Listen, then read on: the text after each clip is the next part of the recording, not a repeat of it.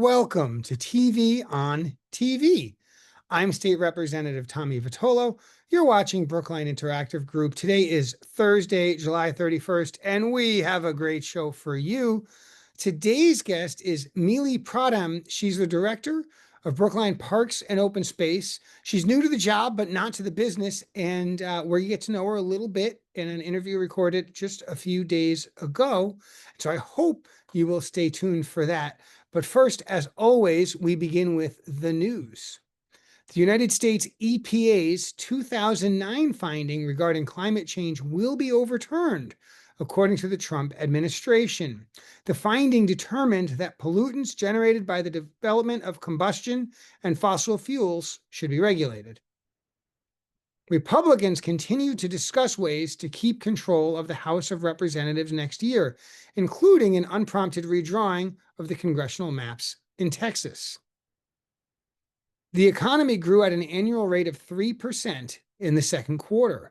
The growth comes with major caveats, including inflated imports at the beginning of the year as businesses acted to offset the impacts of Trump's tariffs.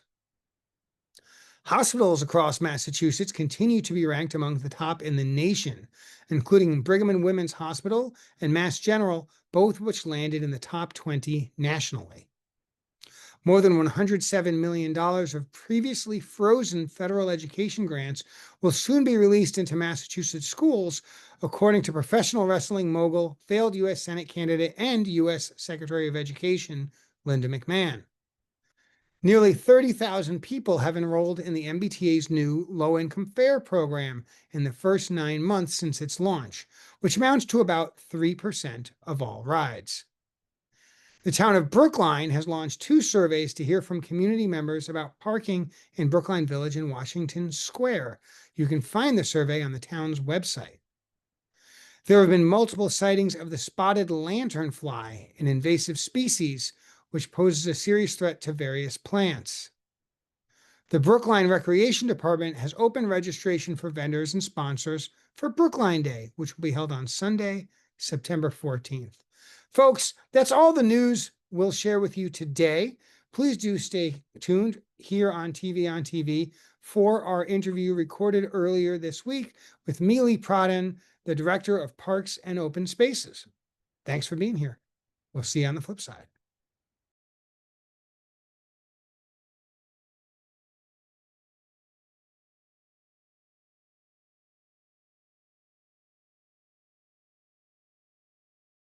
And welcome back to TV on TV with me, State Representative Tommy Vitolo, only on Brookline Interactive Group. As promised, we've got a great guest today. We have the Director of Parks and Open Space, Milee Pradhan, and we're going to get into the parks and the open space, learn all kinds of things, and I hope you'll stay tuned and watch. Milee, thanks for coming on the show. Thank you for having me here. I'm super excited to be here. So, almost all guests get the same first question, and get ready for it. What have you been doing your whole life? What brings you here? So I have had a long-winded career that led me to here down at Brookline, and I'm going to give you a very brief overview of that. And I feel like, at this point, I strongly feel like everything I've been doing in my past life has been preparing me for this role. So I started off my career or, education as being trained as as an architect. And, it just felt like what architecture was doing for me versus what my goals were, what my personality was. It just felt like it was not jiving, which led me to interior design, which is, again, another topic that I'm not sure what I was thinking, but then which ultimately went to landscape architecture, and then realized that in grad school at Harvard Design School, I realized that, okay, this is my calling. This is what I was born to do, just because in grad school, I realized how powerful landscape architecture was and how it is really able to connect all these different divisions, disciplines, and bring it all together home, and really it's like there to serve the community. But then so in grad school I had all this like dream to change the world, to save the world. And once I started my first job, I started designing parking lots and it all came crashing down. But then since then, like I feel like I'm still very fortunate to have taken the journey I took, where I practiced landscape architecture for 15 years, and went through a lot of like progression. So starting from very small firm of less than 10 people to working at a 300 people firm where I was in my previous job. Um, and really working on all these like larger multidisciplinary community projects, parks projects, institutional projects, like where everything, like all the different divisions, again, like I said, like interdisciplinary work was happening. And finally, when I came to Brookline, I felt like this was an amazing opportunity. It really was, I felt like I always like had this like calling, like in grad school, I thought like I'm going to be designing all these like public parks, like work for the community, and all of that dream for me really came true. And I've just been bringing all my knowledge and skill set and really learning here in the town about the other side of designing and implementation, which is the really the operations and maintenance part like that goes into our parks and open spaces. So just it's been really amazing to see all that like 360 side. And just briefly, I do want to mention that coming to Brookline has been a really full circle moment for me in a lot of different ways. Partially because, out of my grad school at Harvard, like I started my first landscape architecture internship in a small firm in Brookline. And just the fact that Olmsted chose Brookline as, as his home. And, and I've just like been a long time fan of Brookline Parks, and, just have really appreciated like how much care goes to the open spaces here. So it's been really amazing to be here.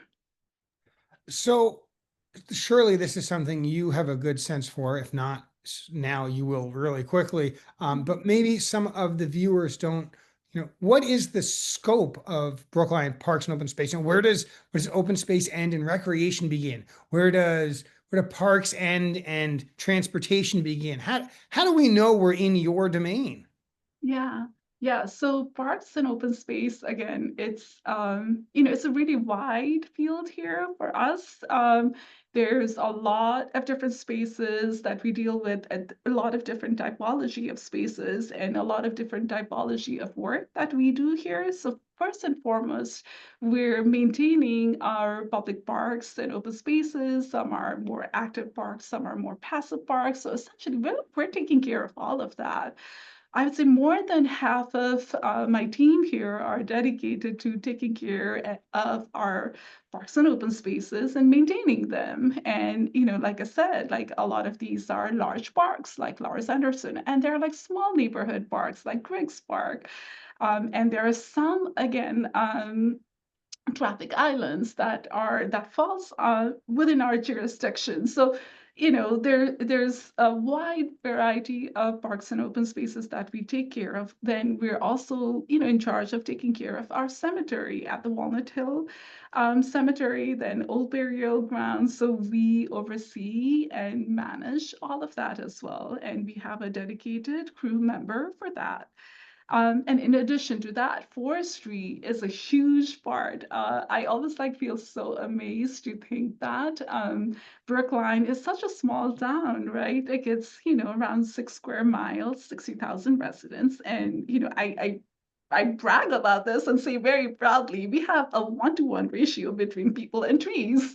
So we maintain essentially all the public trees, all the street trees, and all the trees within our parks. So that's a huge task, and we take that very seriously.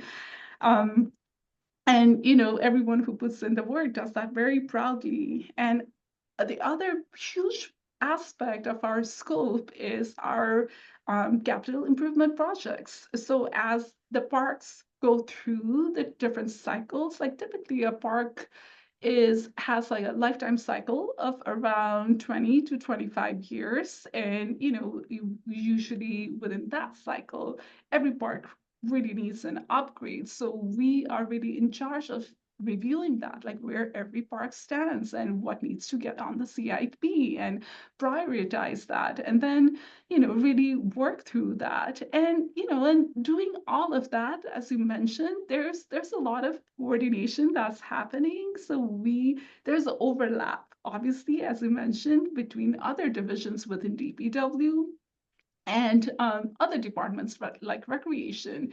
So for instance, like in any of our park spaces where there's the athletic component, I'll give an example of Fisher Hill, where it's partially there's a playground, there's these like passive moments, but then there's also athletic fields, and any programming of the athletic fields or permitting for, let's say, a picnic shelter at Fisher Hill, or a sports game, that is all through recreation. So really, we really work with the recreation department hand in hand.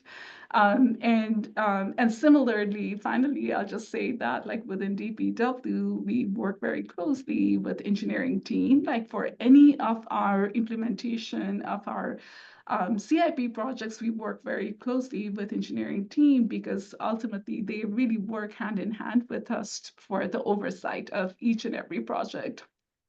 And on that note, we're talking about all of the different things you're involved in all the time. You're relatively new to this role. Tell us a little bit about your vision for Brookline Parks and Rec. It may not be fully formed. Who knows what the future holds, but give us a Yeah. sense for what you're imagining. People who care about our parks and open spaces, what should they be thinking about over the next 5 years, 10 years? What should they be thinking the future holds? Yeah, absolutely. That's a great question. So again, like I feel very fortunate that I come in a time where Commissioner Shute and Alexandra Vecchio, who was the former Parks and Open Space Director, have, really set up the division in such an amazing way. And the team is so fantastic. And I really feel like I'm set up for success here. So they really have like great structure in place on what we typically do here. And in terms of future, just bringing my design lens and perspective as a trained landscape architect, like I want us to be thinking of, how do we be efficient with our resources and efficient with our design. For instance, what in my earlier weeks here, I've had like tours of almost every parks and open spaces in town, and I see these like recurring issues, right? And immediately it hits me. There has to be a set design guideline for our parks so that like we work to address these issues. And as I said, like maintenance is a big part of what we do, and how do we make the most like design guidelines that informs the maintenance and gain efficiencies with that. And I feel like in everyone's mind right now, like the climate change is a huge aspect of that too. And our parks, would really provide that relief to combat some of the climate change. And I want to continue to think and really work with our sustainability and natural resources division on what can we do, what are some of the things that we can do, that we can work together to address some of the issues that we're seeing, and help with the resiliency with our open spaces and with our town. So I want to talk quickly about upkeep. You mentioned it several times. Obviously, it's a year-round activity. Mhm. Obviously, it's things like mowing the lawn, but also things like small repairs to Mhm. benches or other hardware. Give us a sense for how big that operation is and where maybe a lot of the energy is spent. Yeah, so essentially we have, I would say, around, in a year round, like 15 to 20 crew members, like working throughout the town within forestry and just like parks maintenance. And in summer, we have additional seasonals who come in to help to get through some of the parks. And essentially, like our crew members are divided into different zones for the parks throughout the town. And, we essentially like try to work through each of the parks within a certain time frame, like certain days of time frame, and, get through again, like I said, the basic maintenance. And, it involves like anything, anywhere from basic maintenance to like special projects to repairs. And, sometimes like addressing, like zooming out a little bit and, thinking about like, okay, is there a playground equipment that needs to be now doesn't meet code? And like there might be a small part that needs to be replaced. So, anything that ranges like, falls within the park and open spaces, like we have to look at and we review that and, take care of it. Let's talk about ongoing investment. You Yeah. mentioned playground equipment, obviously, that needs to be updated. Sometimes just a little bit at a time, but Mhm. sometimes an entire play structure is out of date. And obviously Brookline is working in different parks at any given time. Can you tell us kind of a sense for what's happening Yeah. in 2025 and maybe what might be on the horizon in 2026? I don't need the details of how many swings are in each swing set, but which parks are sort of in line, and also how does that process play out? How are they chosen? Who figures out what the park should look like? Give us a flavor for that. Yeah, absolutely. So currently we have two big major projects under construction in 2025. First is Amory Playground, which the construction just started last week. The contractors have mobilized, and the other park that we have under construction right now is Schick Park. So both parks will be ongoing construction throughout, the 2025 and part of 2026, likely earlier in spring. And then we have a few projects under design and documentation. Like Greg Spark is one of the projects currently under design, and it's been like amazing to see how the community is involved with that project. So, for instance, recently we had done a public survey for that, and we had over 400 participants, and we got like really great feedback and comments and on that. So we're super excited to continue to kick that off through fall. And then we have like few other projects, as I mentioned, under documentation, like Skyline Park, Playground, and also and Monmouth Park, Phase 2. Phase 1 was recently completed, which was essentially the upgrade of the playground. Um, so, again, a lot of exciting things happening in terms of CIP.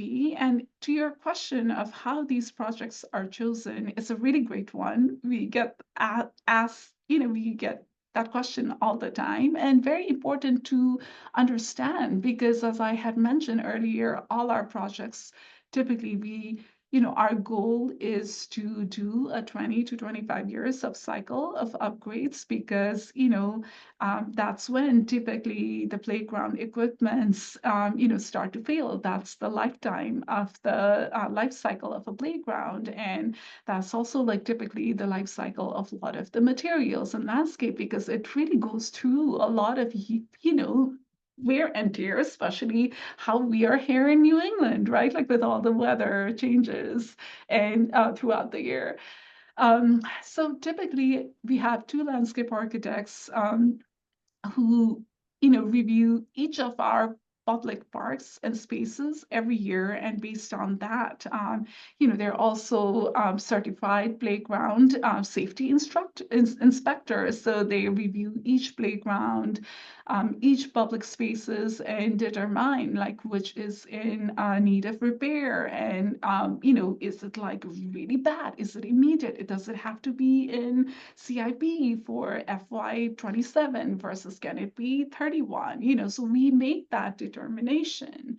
And once, a project is chosen and we get approved by town meeting to essentially start that project, right? Then, in every project for us, involvement of community is super important, because all these public spaces, no matter the size, is for the community. So we we understand that process, like the importance of that process. And for every design project, we set up a committee called Design Review Committee, where we really work closely with Park and Recreation Commission, which is our key members, to make a lot of these like decisions happen for all the work that goes on in our public spaces design.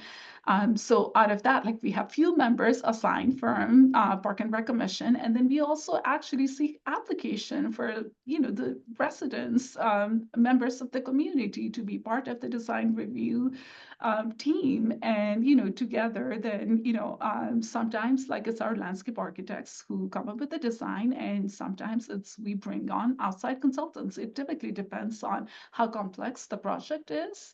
Then we usually hold anywhere from 3 meetings to up to 8 meetings. So typically in some towns, they only have like set, we are going to do only 3 meetings, for public review. But here in Brookline, we have a very unique system where we make sure that people are heard, like their comments are received and noted, and everyone feels good with, what is being presented. So we don't have a set number of meetings for design review, but we approach it for based on every project and what the project needs, and we try to address like what the community needs. And Well, once, yeah, sorry, that was like I was very going to say, and so I won't miss the yeah. opportunity.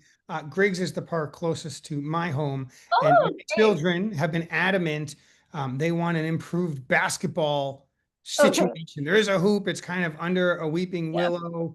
Um, they they love basketball. They want to play more basketball. Their friends want to play more basketball, and right now Griggs is kind of Yeah. not up to stuff there. So that would Yeah. be their public comment. I Yes. want to This is talk just that. quickly. You mentioned there's about 60,000 trees in Yeah. Brookline. Some of those are public, some of those are on private land. And so we're kind of getting into both like urban forestry from a town perspective of its own trees, the street trees, the trees in parks, the trees in sanctuaries. But also, of course, town meeting has twice in recent years put forward a tree preservation bylaw for privately owned trees. Yeah. Most recently, November 2024. And that was I think would be fairly described as an aggressive tree preservation bylaw. You've had some months to work out implementation. Can you give us a sense for how you're doing on that in terms of setting up the rules and the notification and enforcement, and even just kind of what people who own trees in Brookline should expect? Yeah, absolutely. First of all, I just want to commend the community here in Brookline and the town for getting this bylaw through, because what the bylaw does is essentially it says that every private tree is a protected tree. So any tree that is, 6 inches in diameter, and beyond, like it's protected tree. And if you remove that, you have to mitigate that. And mitigation is done either by replanting or through mitigation payments, so that the town can use the funds to take care of the trees and plant more trees, right? So there are some exemptions related to that. However, it's what I find like so amazing about this is that like it's a very forward thinking bylaw that is taking climate change head on. And with, again, like with the recent years, like I mean, at least in July, we had so many heat waves, and it's just gonna continue to get hotter. And like protecting our trees and protecting our canopies, especially in a dense environment like Brookline, is very important. And this is like what the bylaw addresses. So I find this to be very forward thinking and, very excited to be working along with our Sustainability and Natural Resources Division to implement that. Having said that, I would say that it's also been very, rewarding in that sense also, but it's also been very challenging because, it's the implementation of this has been tough in the sense that we're just like getting this started, and we're still working to develop our team. So currently we have one part-time tree enforcement agent assigned, and everything else is we're really doing teamwork within the DPW between parks, sustainability, engineering, and our admin staff, like where the app any time, like there's around 5 to 7 staff who contribute to this implementation in addition to their own full-time work, and time spent anywhere between 30 to 50 hours a week. So it's a process we're going through, but we're still very hopeful and excited, and fully believe in the bylaw and in the work that the bylaw is going to do to really help make our town resilient. Well, anyone who looks at a satellite image of the boundaries of Brookline can Yeah, clearly see where Brookline stops and Boston begins, and exactly. the way they can tell is the tree canopy. It is a material difference, and certainly trees are really important for quality of life for people. Absolutely. Right? Yes, they're important for ecology. Yes, they're important for climate. But the fact of the matter is, most trees are not in urban areas. Most trees in Massachusetts are in Western Mass and Central Mass by number. The trees around here, they're really important to help people Right. enjoy this urban area, soften it up a little bit, give them, Yeah. some birds to sing in the morning and some shade in the afternoon. These interviews go quick. Today is no exception. We are out of town. Milee, thank you for coming on. I know that Director of Parks and Open Spaces, no small potatoes here in Brookline, plenty of demands, plenty of interest, and scarce resources. Both there's only so much land and there's only so much money to implement all of the vision. And so I know you have a complex and challenging job, which means I'm going to let you get back to it. Thank you so much for coming on the show. Folks, you've been watching TV on TV right here on Brookline Interactive Group. I'm Tommy Vitolo. That's another show under our belt. And it's the last show until September. I don't have the month off, but the other folks involved in putting this together, many of them do. So we're going to take a little break and we'll see you back in September. Folks, thanks for watching, and we'll see you soon.